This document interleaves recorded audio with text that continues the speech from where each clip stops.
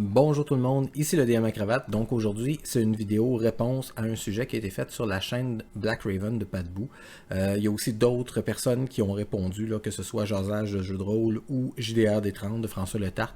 Donc je prends quelques minutes de votre temps pour répondre à cette question-là, très philosophique et merveilleusement bien réalisée par Padbou. C'est une question au sujet de est-ce que le système de jeu de rôle parfait existe? Et c'est pas une réponse facile. Puis c'est normal que ce soit pas facile.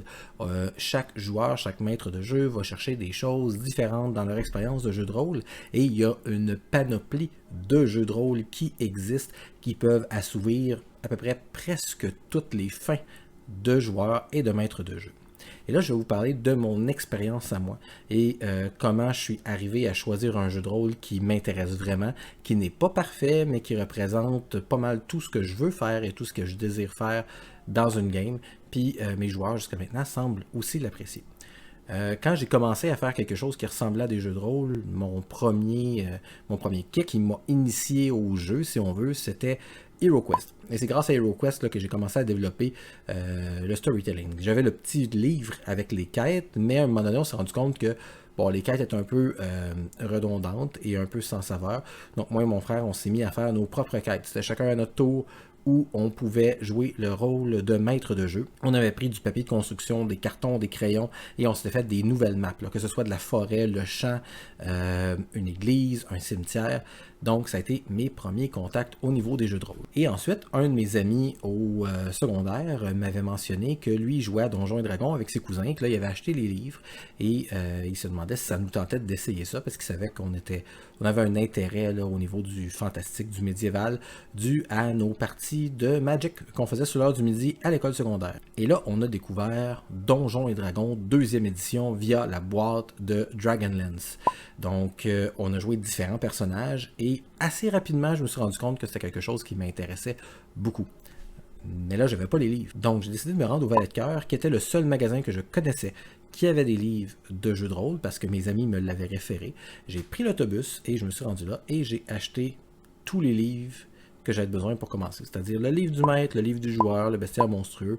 Et comme j'étais un fan de barbares, dû à HeroQuest et probablement aussi à toute la mythologie autour de Conan, eh bien, je me suis acheté le supplément du barbare. Et là, j'ai commencé à faire mes propres parties. Et là où je voulais me distancer de Dragonlance pour la simple et bonne raison que lorsque j'ai joué à Dragonlance, un des trucs que je trouvais difficile à gérer, c'était les connaissances que les autres avaient que moi, je n'avais pas sur le monde. Donc, j'aimais pas ça quand un joueur arrive et dit au DM « je m'excuse, pas de même ça marche. » Dans l'univers de Dragonlance, c'est telle chose, c'est pas ça que tu devrais dire.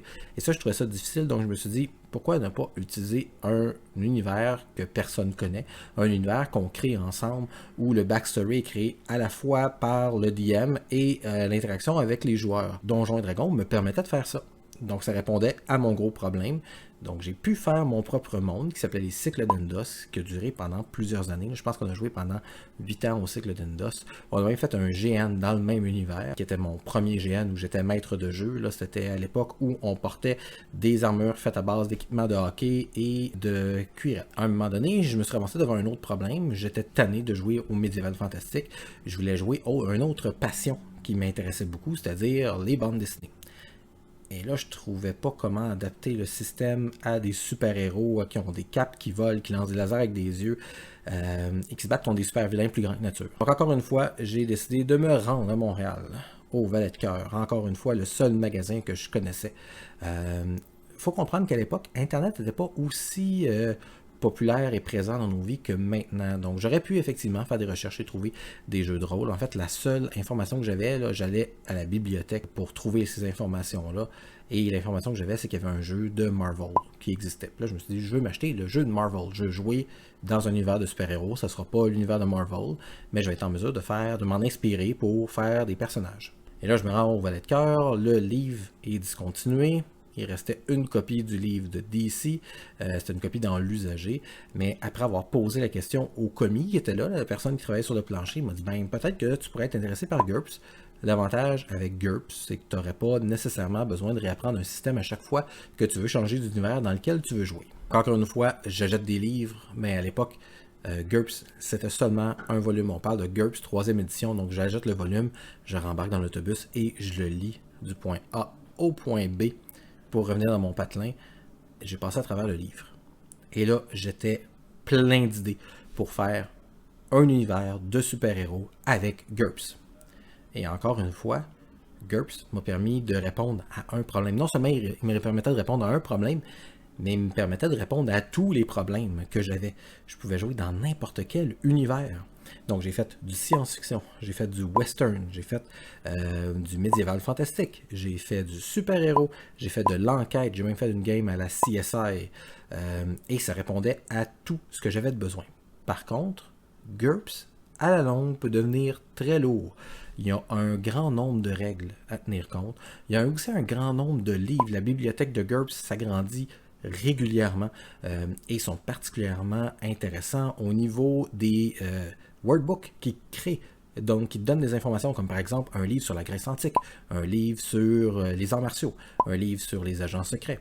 Donc c'était vraiment une mine d'or jusqu'à temps que je trouve que c'était lourd d'avoir tous ces livres.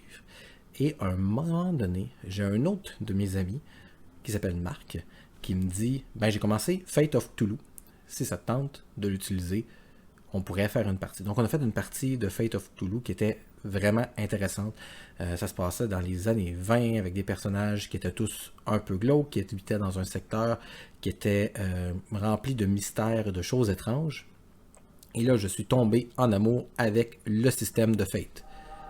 Et je me suis mis à acheter les livres. Et là, je me suis rendu compte que Fate répondait à un autre de mes problèmes. Il répondait au problème qu'il y avait trop de règles dans GURPS. Et ça me tentait pas de toutes les maîtriser. C'était lourd. Des fois, il y avait des trucs qui raccordaient pas ou que c'était difficile. C'était mieux de prendre une autre règle pour le faire. Et là, je me suis rappelé qu'à la base, ce qui m'intéresse, moi, c'est les systèmes génériques. C'est que moi, je n'utilise pas des quêtes toutes faites. Je n'utilise pas non plus des univers tout faits. Mais il y a aussi que si ça m'intéressait, comme par exemple, j'ai joué à Star Trek, j'ai joué à Star Wars, toujours en utilisant les livres de GURPS. Donc j'avais toujours besoin d'un petit peu manipuler les règles, mais ça fonctionnait toujours. Donc pour moi, le jeu le plus intéressant, c'est le jeu qui va être le plus polyvalent, qui va me permettre de compter différents nombres d'histoires sans nécessairement être obligé de m'enfarger dans un paquet de règles, des règles qui vont parfois être lourdes, des fois parfois être simples, parfois ils vont être difficiles à expliquer à quelqu'un d'autre, parfois ça va super bien se faire, ça va cadrer super bien. Donc ce petit aparté-là est simplement pour vous mentionner que, pour moi, le système parfait, c'est un système générique. Je suis conscient que le meilleur système pour jouer à Vampire, c'est Vampire. Avec les différentes éditions, il y a du bon, il y a du mal. GURPS faisait aussi très bien la job. Le livre GURPS Vampire est super simple à utiliser. On pourrait aussi faire du Vampire avec Fate.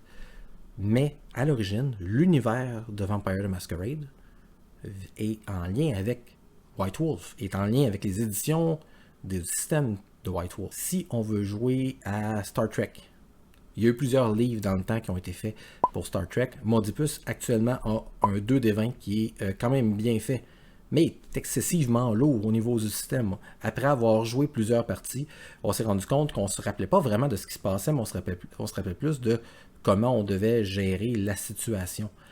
Et encore une fois, c'est peut-être en lien avec notre paresse. On commence à être vieux, on a des vies de famille, on a du travail, on a besoin de relaxer avec le jeu de rôle. Donc peut-être que réapprendre une nouvelle façon de faire, c'est pas quelque chose qui est intéressant. Tout ça pour dire que le système de jeu parfait n'existe pas. Mais le système de jeu le plus polyvalent pour moi est ce qui se rapproche le plus de la perfection. Donc si on me pose comme question, si tu avais le choix à jouer qu'à un seul jeu de rôle pour le restant de tes jours et mourir et l'amener dans la tombe avec toi, ma réponse va être je vais choisir Fate. Est-ce que c'est le meilleur système de jeu de rôle? Absolument pas.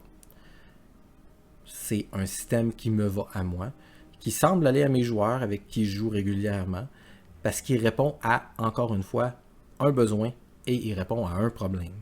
C'est un système qui est souple, qui est simple, qui est générique. Et pour moi, c'est à ce moment-là le système qui est le plus près de la perfection. Pourquoi il est près de la perfection? En fait, c'est assez simple. Peu importe dans quelle situation je vais me trouver, je vais être en mesure de tirer le maximum de l'histoire grâce au système de Fate. On ne s'enfargera pas dans un paquet de règles. Il ne va pas trop briser le flow de jeu. Puis il va aussi permettre de faire des belles scènes de jeu de rôle qui vont se résoudre facilement grâce à très peu de jets de dés. Et en plus, j'ai toujours favorisé le style de jeu qui ressemble à une série télévisée ou à un film. Et Fate est monté pour ça. C'est quelque chose de narratif, c'est quelque chose où on n'a pas besoin d'avoir tout déterminé avant pour pouvoir avancer, pour pouvoir conclure l'histoire ou conclure une action qui nous amène à aller plus loin dans l'histoire. Et là, je me permets de vous poser la question à vous. C'est quoi un système de jeu parfait? En connaissez-vous un? Et si vous n'en connaissez pas, c'est quoi que ça prendrait pour faire un système de jeu parfait? Est-ce que Fate est le système de jeu parfait? Probablement pas. Est-ce que GURPS est le système de jeu parfait? Probablement pas non plus. Est-ce que Donjons et Dragons 2e édition est un système de jeu parfait? On se rappellera tous du taco, donc ça ne peut pas être un système de jeu parfait. Donc, pour vous, c'est quoi? Qu'est-ce que ça prend? Et continuez. Répondez à la vidéo de Padbou, vous aussi. Je pense que c'est intéressant qu'on se pose la question. Puis je pense que c'est intéressant parce que la plupart des gens semblent être d'accord avec le fait que ça n'existe pas, mais chacun y va de son système de jeu préféré. Et en même temps, ça nous permet de connaître des systèmes de jeu que d'autres utilisent, maîtrisent et ont du plaisir avec. Donc, d'ici à ma prochaine vidéo, n'oubliez pas que je suis un DM comme les autres, comme tous les autres qui ont parlé de ce sujet-là. C'est juste que moi, je porte une cravate.